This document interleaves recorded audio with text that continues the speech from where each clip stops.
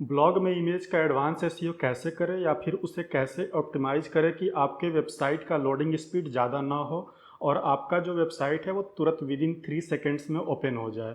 Actually होता क्या है कि अगर आपका वेबसाइट गूगल के रिसर्च के हिसाब से 3 सेकेंड्स में ओपन नहीं होता है तो यूज़र जो होते हैं वो आपके वेबसाइट को क्विट कर देते हैं, जिससे कि आपका बाउंस रेट बढ़ जाता है। तो फ्रेंड्स, मैं इस वीडियो में आपको इमेज ऑप्टिमाइजेशन का एडवांस टेक्निक बताऊंगा, जिसमें कि आप इमेज को इस तरह से ऑप्टिमाइज कर सकते हैं कि वो इमेज जो है वो गूगल पे रैंक भी होगा, ऑर्गेनिक ट्रैफिक भी लाएगा और आपका जो वेबसाइट का लोडिंग स्पीड है वो बहुत ही कम रहेगा। वो कभी भी लोडिंग स्पीड जो है वो 3 सेकेंड से ज़्यादा नहीं होगा। तो फ्रेंड्स, चलिए देखते हैं कि कौन कौन सा प्रोसेस है इमेज ऑप्टिमाइजेशन का।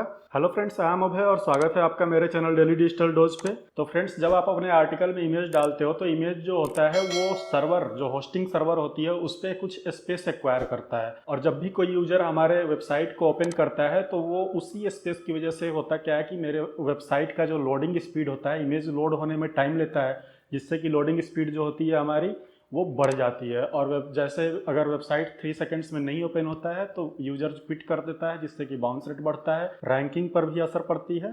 तो चलिए इसमें स्टेप बाय स्टेप सारा प्रोसेस मैं आपको इसमें बताऊंगा कि आपको इमेज को एकदम प्रॉपरली कैसे ऑप्टिमाइज करना है। अगर आप अपने ब्लॉग में इमेज का यूज करते हो तो कॉपीराइट फ्री इमेज हमेशा यूज करना। कॉपीराइट फ्री इमेज आपको कहाँ से मिलेगा? तो आपको पिक्साबे हो गया या pixels.com हो गया या unsplash.com हो गया। तो जैसे यहाँ पे आप देख सकते हैं ये pixels.com मैंने ओपन किया हुआ है और यहाँ पे पिक्साबे है। तो किसी से भी आप एक जो भी आपके लिए जिस आपका जो ब्लॉग है वो जिस कैटेगरी में भी है उसके लिए आपको यहाँ से सारे इमेजेस जो है हाई क्वालिटी इमेज मिल जाएंगी। तो यहाँ से आपको क्या करना है कि इमेज डाउनलोड कर लेना है। तो फटाफट एक इमेज डाउनलोड कर लेते हैं। जैसे ये वाली इमेज है, इसको मैंने डाउनलोड कर लिया। यहाँ पे फ्री डाउनलोड का ऑप्शन आएगा और ये बिल्कुल कॉपीराइट फ्री है, इस पर कोई कॉपीराइट नहीं आएगा। यहाँ पे आप देख सकते हैं फ्री टू यूज लिखा हुआ है। ठीक है, तो इसको आपको डाउनलोड कर लेना है। जैसे यहाँ देख सकते हैं मैंने ऑलरेडी डाउनलोड करके रखा हुआ है। अब सबसे पहले हम इस इमेज का जो है साइज चेक करते हैं कि इस इमेज की साइज कितनी है। तो इस इमेज का साइज जब हम देखेंगे तो ये इमेज देखिए लगभग 6 MB का इमेज है। आप देख रहे हो यहाँ पे 6 MB का इमेज है। अब इस इमेज की साइज को मुझे 100 KB के अंदर लेके आना है। क्या है कि अगर ब्लॉग पे अगर आप कोई भी इमेज यूज करते हो तो वो उस इमेज की साइज 100 KB से ज़्यादा नहीं होनी चाहिए। 100 KB से ज़्यादा होती है तो वो लोडिंग स्पीड फिर बढ़ा देता है, इसीलिए 100 KB के अंडर हो और आप कोशिश करो कि 50 KB के आसपास उसका इमेज साइज आ जाए। तो हमने इमेज डाउनलोड कर लिया। अब मैं जो अपना इमेज बनाने के लिए जो सॉफ्ट टूल्स यूज करता हूँ उसका नाम है कनवा। कनवा जो है एक ऑनलाइन फोटो एडिटर वेबसाइट है जहाँ पर आपकी फोटो के डिजाइंस आपको बहुत सारे ऑप्शंस मिल जाते हैं। कनवा के बारे में मैं पहले ही एक वीडियो बना चुका हूं जिसमें कि आप प्रीमियम वर्जन आराम से बिना परचेज किए यूज कर सकते हैं। तो उसके लिए आपको क्या करना है कि मेरे चैनल पे जाना है और यहाँ पर आपको यूज कनवा प्रो जो है फॉर फ्री ये वाली वीडियो मिल जाएगी। इसको आप देख लेंगे, इसका मैं लिंक जो है आई बटन में या फिर डिस्क्रिप्शन में भी दे दूंगा। तो आपको कनवा पे आना है और यहाँ पे कस्टम डिजाइन, कस्टम डायमेंशन या फिर यहाँ पे और सारे ऑप्शंस भी आपको मिल जाते हैं। सारे ऑप्शंस हैं लेकिन आपको अपने ब्लॉग के लिए जो डायमेंशंस यूज करनी है उसके वो मैं आपको बताता हूँ। यहाँ पे बहुत सारे लोग मुझे टेलीग्राम ग्रुप में पूछते रहते हैं कि किस फॉर्मेट का या कौन से साइज का इमेज जो है यूज करें ब्लॉग पे। तो यहाँ पे मैं यहाँ पे दिखा देता हूँ कस्टम डायमेंशन जो है। तो यहाँ पे जो आप विड्थ यूज करेंगे वो है 1024 और जो हाइट यूज करेंगे वो 640 होना चाहिए। उसके बाद आपको क्रिएट डिजाइन पे आपको जाना है। तो यहाँ पे आपका देखिए डिजाइन एकदम जो ब्लॉग का जो पेज है उसके बराबर का डिजाइन एकदम आएगा, ये आप देख सकते हैं। यहाँ पर आपको ऑलरेडी और बहुत सारे डिजाइन्स मिल जाएंगे, जैसे आप यहाँ देख सकते हैं। यहाँ से भी आपको फ्री फोटोज और फ्री इमेज मिल जाते हैं बहुत लगभग सारे निच में। जो भी आपको चाहिए आप यहाँ पे आके सर्च करोगे तो जिस तरह से देखिए मैंने ये सर्च किया हुआ है पहले से, तो आप सर्च करोगे तो ये सारे जो इमेजेस हैं, जो रेलिवेंट इमेजेस आपको यहाँ से भी मिल जाएंगे।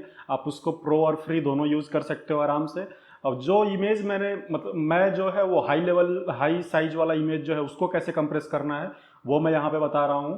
तो उसके लिए आपको जो मैंने इमेज जो डाउनलोड किया हुआ था उसको मैं पहले यहाँ पे अपलोड कर देता हूँ। अपलोड का ऑप्शन दिया हुआ है। तो मैंने ये इमेज पहले से अपलोड करके रखा हुआ है, तो ये इमेज मैं यहाँ पे यूज करूँगा। तो इसको रिसाइज कर लेते हैं पहले।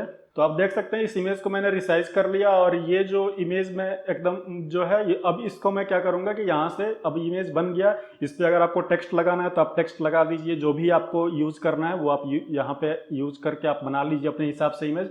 उसके बाद आपको यहाँ से डाउनलोड कर लेना है। जेपीजी में डाउनलोड करना है क्योंकि जेपीजी का जो साइज होता है वो स्मॉल होता है, पीएनजी का साइज थोड़ा बड़ा होता है। तो मैंने इस इमेज को डाउनलोड किया हुआ है। अब देखते हैं कि उस इमेज का साइज़ कितना है। ये वाला जो इमेज है इसको मैंने डाउनलोड किया है और इस इमेज की अगर साइज़ मैं आपको दिखाऊं तो ये इमेज की साइज़ अब देखिए 6 MB से घट के ये साइज़ जो है 129 KB पे आ गया।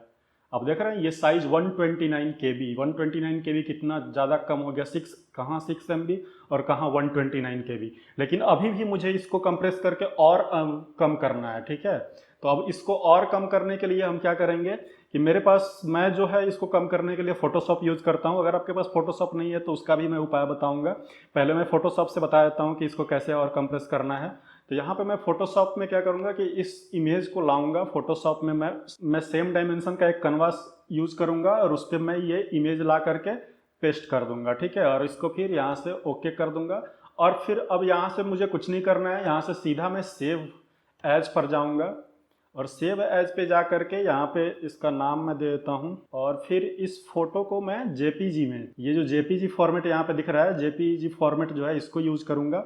तो जेपीजी में ये मैं इमेज जो है वो सेव करूंगा। तो ये सेव हो गया। अब सेव करने के जैसे ही आप सेव पे क्लिक करोगे तो यहाँ पर आपको एक विंडो आएगा। इस विंडो में अब आपको क्या करना है कि आपका जो ये बेसलाइन ऑप्टिमाइज्ड और प्रोग्रेसिव, तो आपका जो ऑप्शन होना चाहिए वो प्रोग्रेसिव पे होना चाहिए।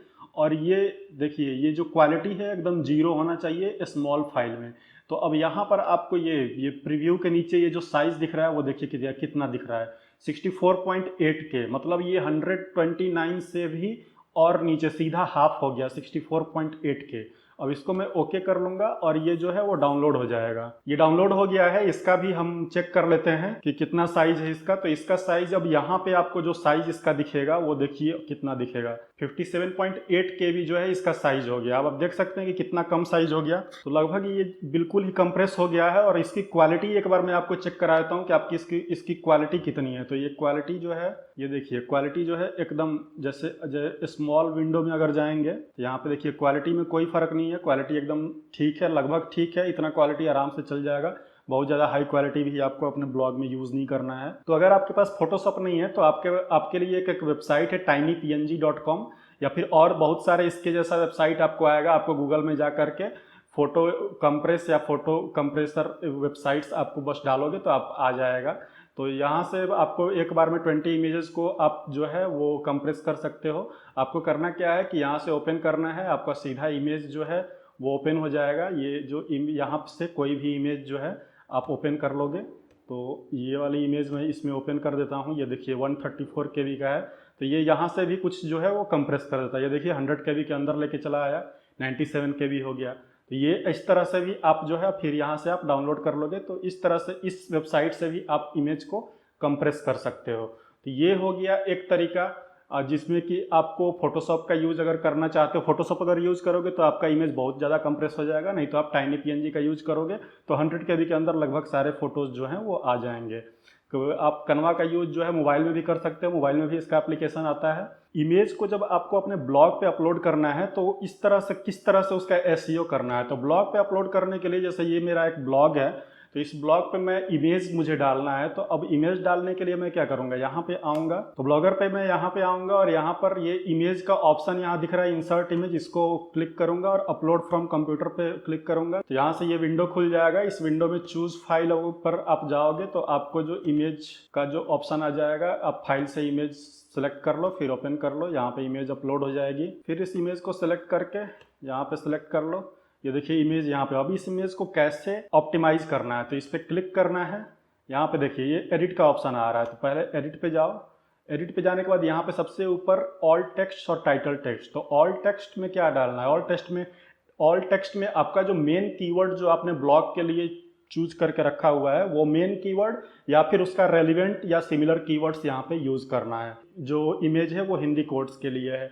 तो मैंने यहाँ पे ऑल टेक्स्ट में हिंदी कोड्स डाल दिया और यहाँ टाइटल में भी मैं सेम डाल दूंगा।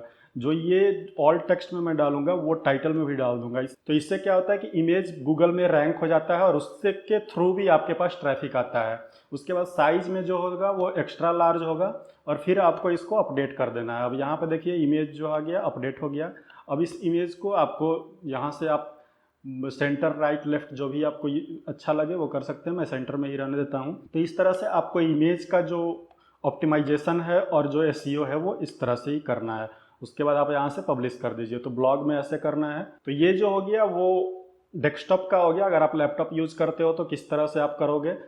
मोबाइल में आपको किस तरह से अगर कंप्रेस करना है तो मोबाइल में कंप्रेस करने के लिए बहुत ही आसान तरीका है। मैं आपको बताता हूँ। सबसे जो आसान तरीका है वो है व्हाट्सएप। तो सबसे पहले मैं अपने मोबाइल में जाता हूँ। यहाँ पे फोटोज़ में मैंने कुछ इमेज डाउनलोड की है। इस इमेज को मैं पहले चेक करता हूँ कि इसका साइज़ कितना है। तो ये देखिए, यहाँ पे आएंगे डिटेल्स में जाएंगे तो ये देखिए डिटेल्स में 1.1 MB का दिखा रहा है। ठीक, अब मैंने इस इमेज को व्हाट्सएप पे सेंड किया। यहाँ पे मैं अपना व्हाट्सएप चेक करा देता हूँ। ये देखिए इस इमेज को मैंने व्हाट्सएप पे यहाँ पे सेंड किया हुआ है इधर से, और फिर मैंने उस इमेज को फिर उधर से वापस इसको लिया हुआ है ये।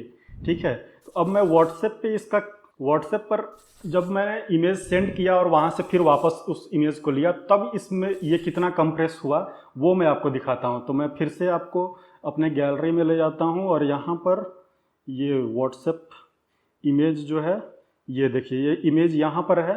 इस इमेज का जो है वो चेक करते हैं कि ये कितने केबी का है। ये देखिए 78 केबी का है। कहाँ 1.1 MB और कहाँ ये 78 केबी। तो व्हाट्सएप पे जब आप जो भी इमेज भेजोगे और उसको वापस लोगे तो वो क्या होता है कि कंप्रेस हो करके जाता है और कंप्रेस हो करके ही आता है वापस। ठीक है, तो वहाँ पर क्या आता है कि आपका जो साइज हो वो 100 केबी से अंदर ही हो जाता है, 100 केबी से नीचे चला जाता है। तो ये साइज जो है यहाँ पे देखिए, देख सकते हैं। तो इस तरह से अगर आपके पास कोई भी सॉफ्टवेयर, कोई भी टूल्स नहीं है तो आप अपने मोबाइल का यूज़ कर सकते हैं, जिसमें कि आप व्हाट्सएप का यूज़ कर सकते हैं आराम से।